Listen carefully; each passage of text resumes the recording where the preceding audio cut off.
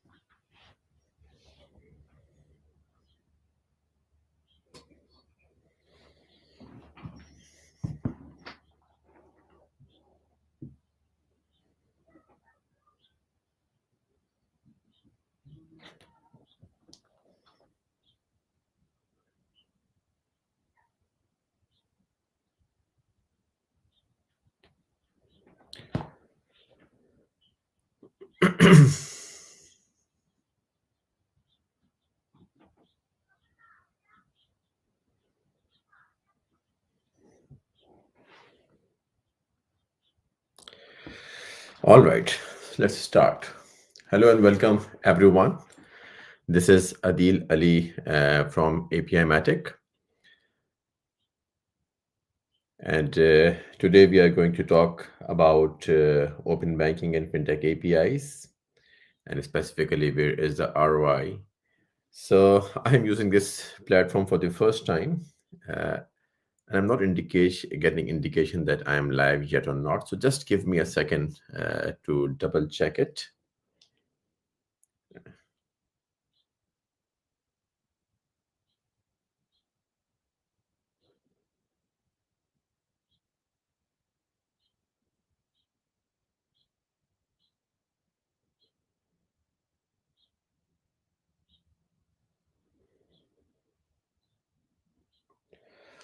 All right. So we are here now. And so again, the topic of today is open banking and fintech APIs. Where is the ROI? And we'll be exploring some new opportunities with developers, vibe coders, and the new audience, which we call AI agents. I'm your host, Adil Ali, a co-founder of API Matic. And API Matic is a developer experience platform which helps APIs with SDKs, code samples, API documentation, API recipes, and now with some AI features to increase the API adoption. So a few years back, I went to a big bank in Europe, and I was a meeting with their developer experience team. And before the meeting, I tried using their API, which went live a few days ago. And that was a very beautiful API portal. but I could not make any API call. So in the meeting, my first question was, how many people are actually using the API? It seems a bit difficult to use, and the answer was an awkward silence because there was hardly anybody using that API. So uh, I was thinking that they must have spent millions of dollars in compliance and they in API implementing API management and gateways. And when their bosses will ask about the ROI after a few years, what will be the response of the team? So again, the people are now asking, where is the ROI of that much investment which we have been seeing in open banking? And if we just look at the expense, so I have a small quiz, a question for you.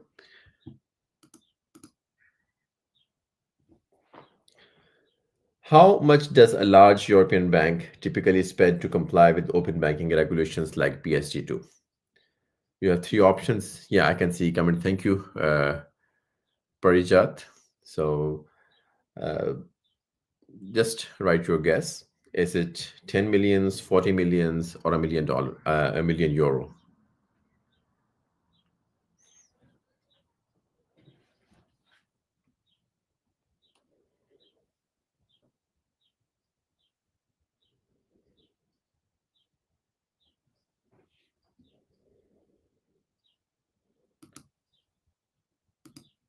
The answer is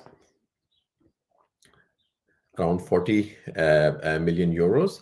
The fact is, the true cost of full PSD2 compliance, according to a source, has reached from 35 to 50 million euro per large bank, which is a considerable amount. So, what it contains, this amount, is basically great. Thank you for the answer. So, the expense type, if you look, that there are some regularity and compliance cost, then there are infrastructure cost, when you purchase API gateways, you put throttling, rate limiting to your APIs, and then you build your actual APIs, and then work on Open API endpoints, connect to core banking system, and you just do middleware bridging and etc. Then you partner uh, with the other fintechs. You arrange hackathons as go-to-market initiatives. Then comes the maintenance. You change if something is updated or the standards change. And the final thing is operational and support cost. This cost is often considered not high, but my personal experience is that support is a huge bottleneck with the banks, especially because when you make your open banking API live, it's consumed by developers trying to integrate in different platforms. So imagine you don't have anyone expert in Ruby, and a developer is trying to integrate in a Ruby app, your API, then how would you provide support? And just increase it to TypeScript or Python or Java. So the support times and the queries become larger and larger, and that's one of the big costs that banks have to pay.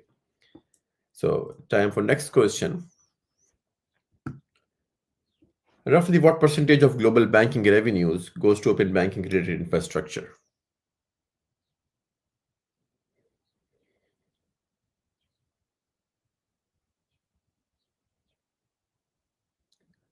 I'll wait for the answers.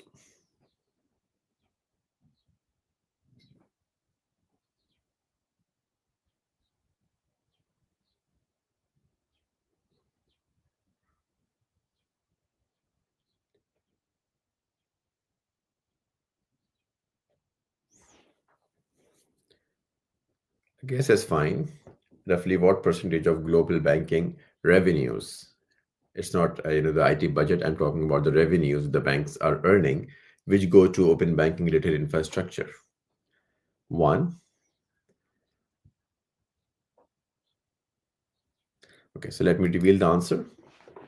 It's roughly 10%. So effect is banks spend 6 to 12% of their total revenue on IT, and open banking programs typically consume 5 to 10% of that budget. So this is again a considerable investment, right? And if we compare it with the other industries where we can see telcos, they spend some roughly like up to 5%, and then we see other industries, so the average is maximum 3%. So it shows that banking sector is investing considerable amount on IT infrastructure, specifically open banking. So that it brings to a reality check, that is the API investment paying off yet?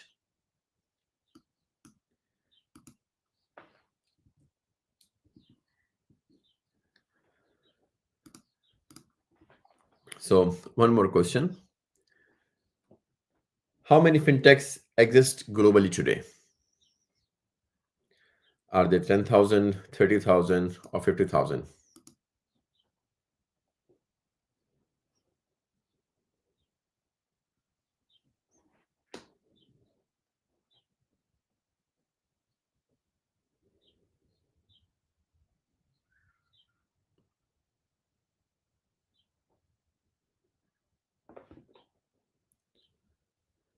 I'm getting answers, but the answers are coming a bit with a delay. I don't know if my live streaming is going with a delay. So let me proceed with the answer. So there are over 30,000 fintechs operate worldwide, but only a few hundred have live production grade integration with banks. So this is something, an eye-opening fact, that despite having so much potential, so many consumers of open banking, the penetration is hardly there. So what is the problem?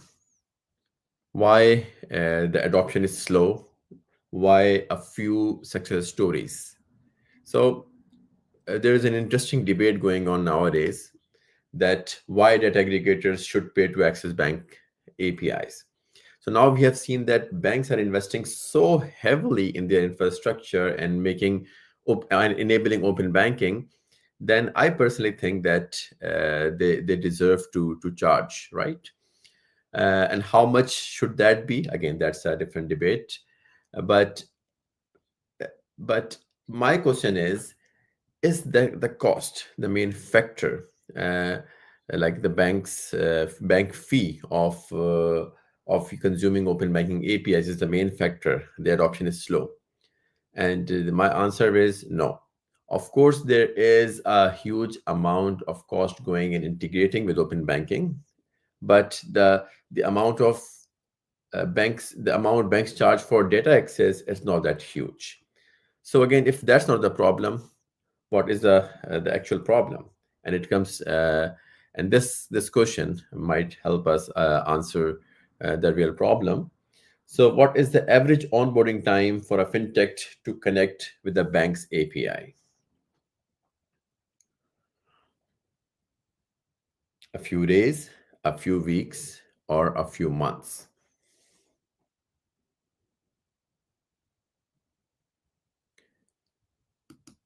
The answer is it is a few months. So integration typically takes months, and there are reasons. There are inconsistent specification, there are missing examples, the language support is an issue, and the support tickets. Uh, you can just name a lot of problems, but the integration with any open banking API takes a lot of time.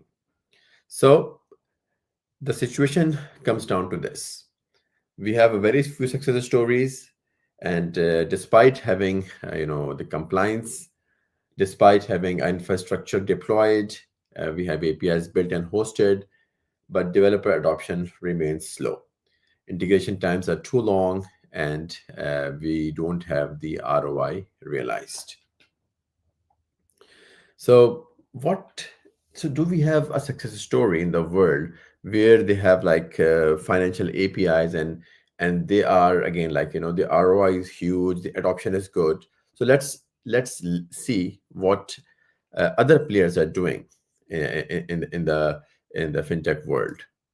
So we have an example here of Stripe, and you can see that Stripe has a staggering valuation of $106 billion in 2025. That's huge for an API first company. More than 1.35 million live websites use Stripe. But this fact actually, caught my attention, that Stripe onboards an average of 35,000 new businesses every month. So 35,000 new businesses every month. That means how scalable uh, is their system of onboarding new businesses. How big of an impact it can produce to to their returns on the investment on the infrastructure. So Stripe is not the only one in the world who is getting this huge ROI. There is one more example. This is one of API customer. I cannot disclose the name because of an NDA, but look at this uh, adoption graph. In the last 4 years, the adoption or SDK installations has reached from 200K to 7.2 million. And these installations actually tell that how many merchants are trying to go live or adopting the API itself. So what is the reason behind this kind of adoption? This is all like, an API first company trying to get more and more developers or businesses on board, and they are successfully uh, making a lot of revenue, so a lot of return on their financial infrastructure investment. So the likes of PayPal's, Squares of the world, Stripes, and Adians, what makes them different than the lot? So we can talk in length about that, but if I sum it up in one line, is that they maximize their adoption by facilitating their consumers. So they understood their consumers and tried to provide things to make their onboarding easy. That resulted in maximizing their API adoption.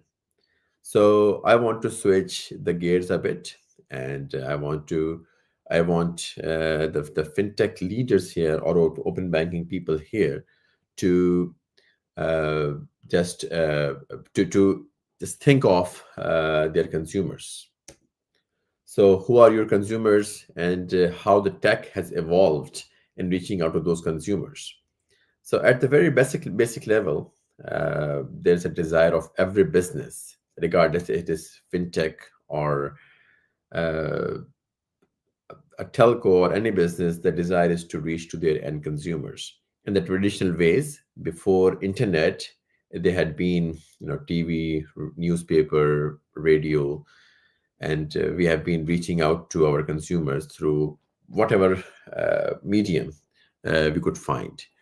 But with the advent of internet, everybody went to build a website, which became a huge mean to reach to consumers. In 2010s, when mobile phones became abundant, people started building applications, and because end users, they were using Androids and iOS applications, so it's a no-brainer to reach out to those consumers via those applications. But the applications did not were not limited to only mobiles. We had so many different platforms to reach out to our consumers. And the problem was that every platform understand different programming language. So businesses had to support those platforms via building application in those programming languages. And to solve this bottleneck, we introduced APIs, which became the single source of truth to all of those applications. So a single API can provide data to different platforms where they have applications which are connected to and consumers. So businesses were connecting to their consumers via different channels. Fast forward to 2020s. Now we have this AI boom where we can see all the agentic AI, and there is now a new channel for businesses to support their end consumers, right? And as a growing business, you cannot neglect this channel as well. So how businesses are approaching this to this agentic AI channel?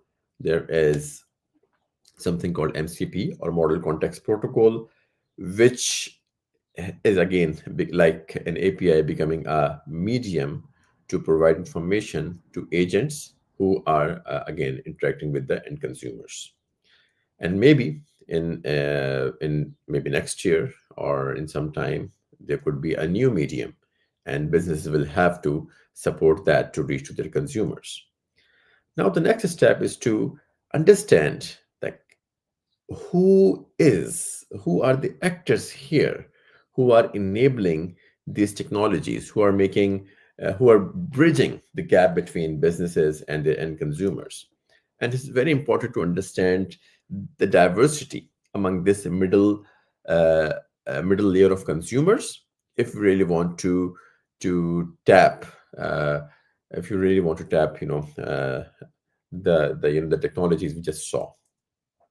So a classical business, if you are in fintech or open banking, this is a structure. This is a structure that you have an API which is connected to different applications and integrations, and there are end consumers. And who is sitting in the middle? Yes, until recent past, we only had developers, but now we have a new audience attached to it: developers and agents who are who are basically forming this diverse middle layer. And why am I calling it diverse?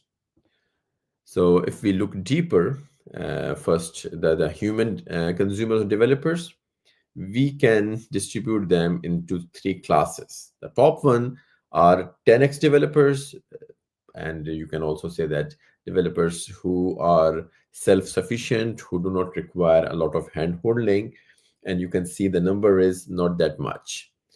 There are very few people in the world who actually are qualified as 10x developers, who are very resourceful. Then we have mainstream developers. And who are those?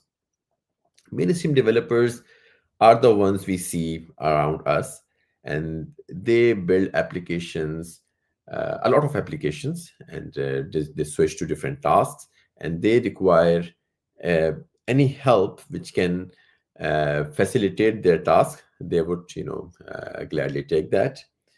And the bigger stream now, yeah, at the bottom you can see citizen developers and vibe coders. And I am sure a lot of us who are watching this webinar must have done some vibe coding in the recent past. So what are the requirements of these human audience? So the 10x developers, if you just provide them API documentation, so if you have an open banking API or a fintech API, and you're providing some documentation, they are good enough. They will build their own HTTP libraries, and they will just bring their own system to integrate the API. The mainstream developers, as I mentioned, they do require help. And the biggest help, which we saw Stripes and PayPal's of the world, they're providing is by speaking their language. So if you can give SDKs and code samples in their language, mainstream developers, their work becomes, they become much more productive with this help. And with citizen developers and vibe coders, low code and no code components really work for them. For example, I want to connect my Google Calendar to my Slack. I could simply go on Zapier and create a Zap. So this has been going well until the generative AI has disrupted that industry. And now instead of creating a Zap using a platform, I could simply just create it on ChatGPT. And I'm sure you must have seen the recent SDK by ChatGPT, which is letting users create apps in the chat interface. So these are the developers or citizen developers or vibe coders who do not build a main or like big software applications, but they want some POCs, some small applications for their personal use. And the number is again getting larger and larger. So the support today available, again, API-Matic provides API docs, SDKs and code samples, and an LC-NC example is Zapier. Now, the new audience, which is again outnumbering, which is likely to outnumber all of the human audience. I don't know how much it will be true in future, but it is estimated as agentic AI. So now agentic AI is basically not connecting end consumers to traditional applications, but it will create their own interfaces. There will be different kind of applications.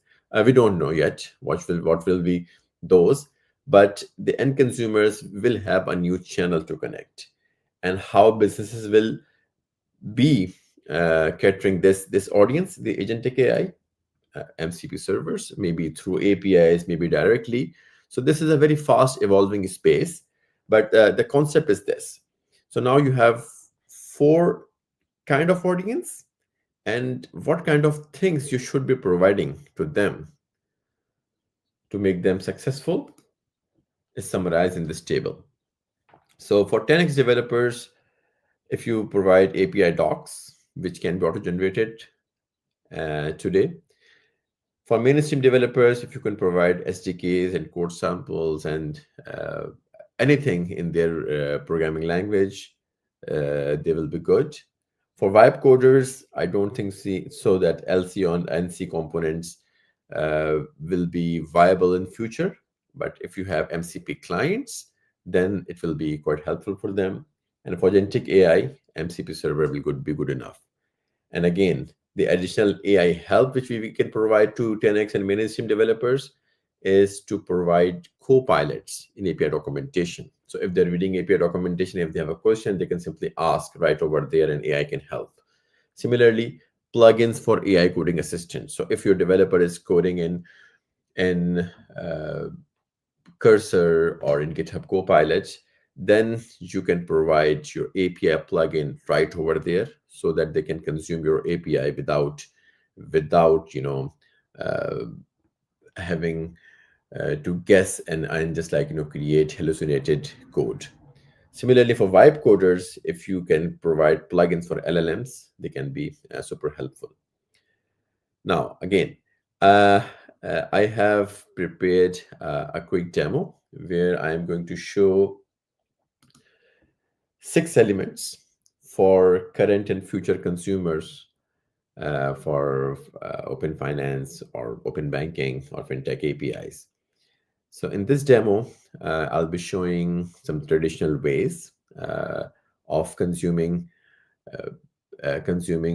APIs, integrating APIs, and the new ways which are driven by AI.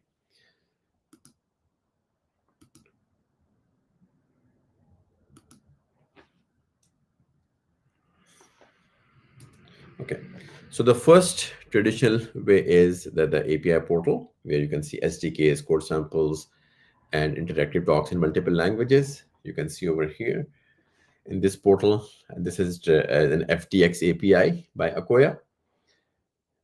And you can see the authentication information going in here. And if I had try it out, it is giving me, it has executed the API call, and I can see the result. I can see the structures, for example, account holder entity, and I can see the example on my right. So a traditional API documentation, you can see. API recipes is a new way where you can chain API requests for common use cases. And this is a great help for your consumers. So for example, I have to retrieve investment account. There are different steps to it, but let me select a better one. Yeah, verify account information. So as a business, I want to verify an account. So what are my steps? So instead of learning and going through the whole API, I have added this recipe for my consumers, and I am adding here information by step by step. So step number one is to retrieve account information. When I click on it, I can get the account ID. And now I am taking this account ID and adding it to my next step. And once I have done it, it has retrieved the routing and accounting numbers from the bank. And now I can see this has been verified. And I can now compare it with my whatever I have in my hand. So a recipe really helped me, with uh, with quick use cases of the API. The problem with API recipes is that I can only have a limited number of recipes for my consumers. What if I think of a use case as a consumer which is not available in the recipe? Then we can use AI over here as API Copilot, which can give you unlimited recipes and instant support with the help of AI. So in this API Copilot, the same API portal I want to show you here. So there are pre-populated prompts. So for example, if I click, how can I get the transactions for an account? And I have selected .NET as my language. Now it's telling me. It has told me the steps. It's now generating the code.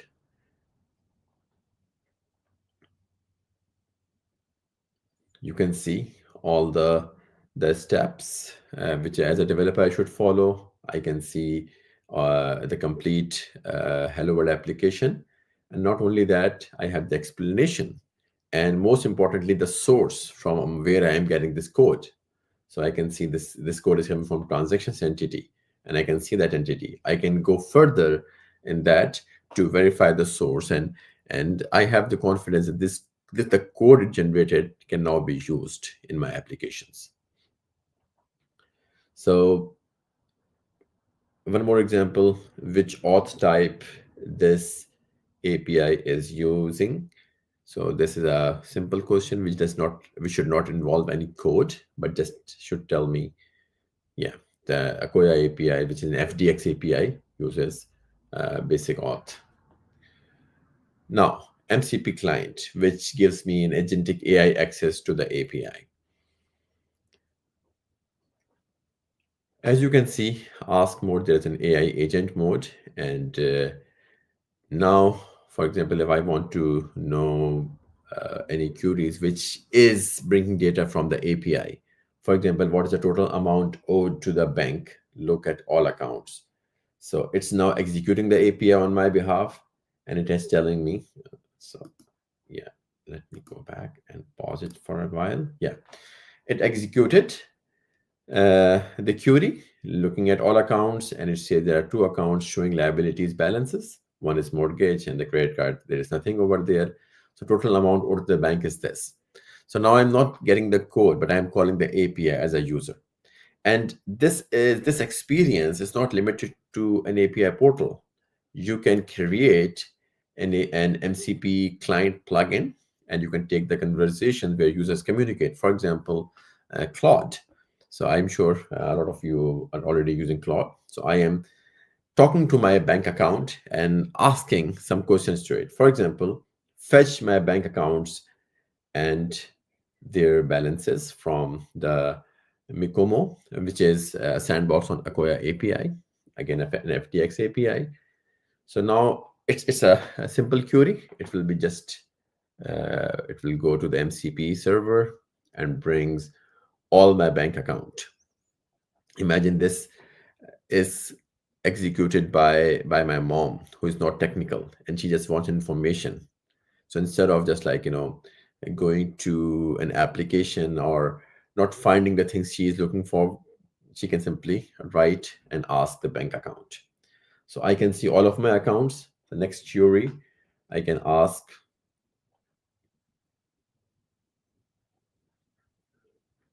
what I think I can ask about my mortgage.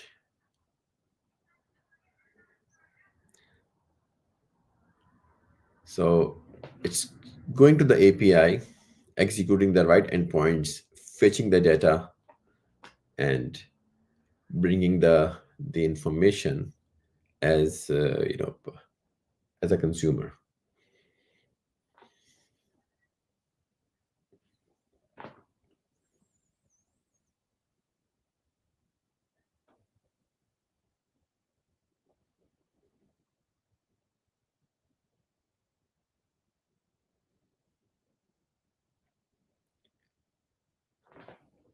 And I can see all the information over here.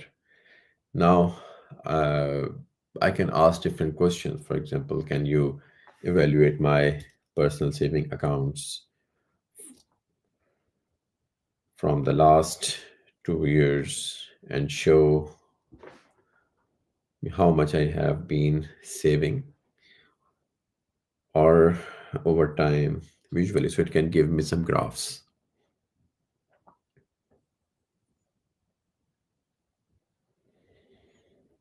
So similar queries I can ask, like how much I have spent on telemarketing in the past 2 years, or even I can ask some forecasting questions. For example, how much I can save by not spending more on restaurants, and if I want to save a certain amount, where should I cut? So now I have an intelligent uh, resource on top of my banking data, and it's all live. I am just like talking live to my bank account without the need of any bankers or without the need of any developer. So Claude is creating the dashboard.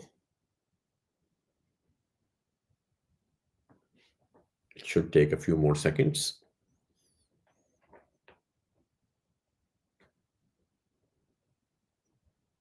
There you can see personal saving analysis, account balance over time. You can see, uh, and monthly deposits versus withdrawals, net monthly savings, and some key insights. So sky is the limit. I can ask any query, anything about my bank account. So these are the five elements which I have shown to you yet. The sixth one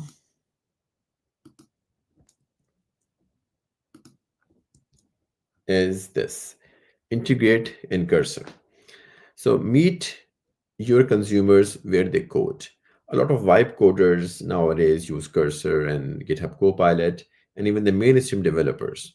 So if they are coding over there, how can I ensure that they get my open banking API accessible within those tools, within those AI coding assistant? So I showed you an example of Akoya API, which is an FTX standard API. The next example is Payments New Zealand's account formation API, which is a standard used by Kiwi banks, and it's introduced by Payments New Zealand. So this again is a traditional portal. You can see all the language references over there. The API Copilot, you can see MCP or MCP server here. But one thing here, the new is this integrate in Cursor and GitHub Copilot or V0. So as a consumer, if I come here, I see, oh, there's an option to integrate in Cursor. And if I click on it, it should me it should just pop up it will pop up a model, and I can select my language, and I can copy an AI context command, and when I click open cursor, it will just open the cursor interface and bring my API and all the context to cursor. So that is going to be a huge demo, which I'll be maybe doing later. But I want to show the result over here, because I used TypeScript SDK and this cursor command to build a dashboard, and I did not know TypeScript at all. And within I think half an hour of just giving a few prompts and to bringing the context to cursor, I was able to create this dashboard with overview, the accounts, balances, everything on the API, which on the information API, which I just showed. And I was literally, surprised to see that how much of assistance can can people get by by providing right context to AI coding assistants. So this is again like something which we are going to launch soon, and the more demos will follow. So now coming towards the conclusion, I want to emphasize that financial impact, the difference between improved developer experience, what are those? So imagine if the average integration time today is 12 to 18 months, which is not something exaggerated. You can talk to banks how long they have integration cycles. This can reduced heavily, right? If you just like focus on uh, a good developer experience. Similarly, developer abandonment rates, they will be reduced. Similarly, support ticket volume can come down 60 to 80%. And the time to first API call, it goes in minutes instead of days. So you can see the result, negative ROI for 3 to 5 years could become a positive ROI within 12 to 18 months. And I want to end my presentation with a question for leadership, that how much longer can you afford to have millions invested in infrastructure that developers struggle to adopt? So that's been a question. If you are a fintech leader or somebody who's leading open banking initiative, then investment is one thing, but the return will only realize with better adoption. So if we can think of on it today, we can take action and get better ROI. So I'm here for the questions. Thank you very much.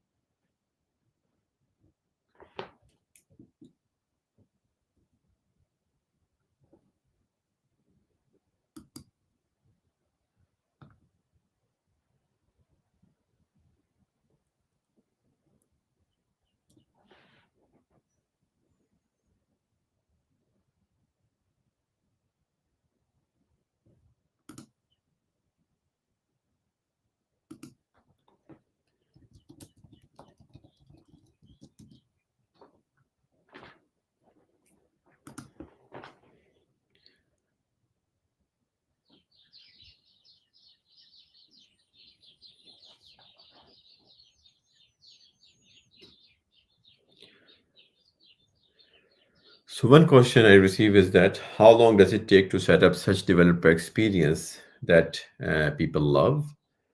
Um, uh, if you have invested in good open API, then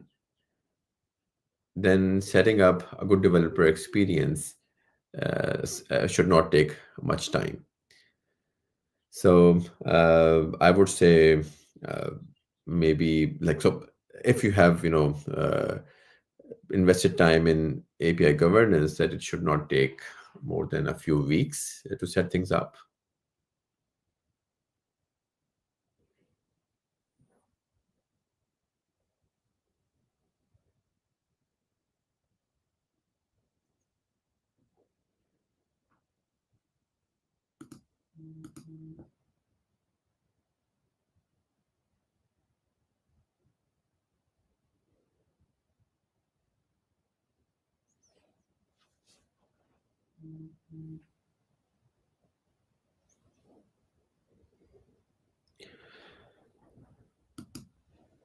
All right. So thank you very much, everyone. And this. So if you have any further questions, please feel free to reach out to me at adil@apimagic.io. And I wish you a very happy Friday. If you are living in New Zealand or Australia, or if you are living in past, like in USA or Europe, then very happy Thursday. Bye.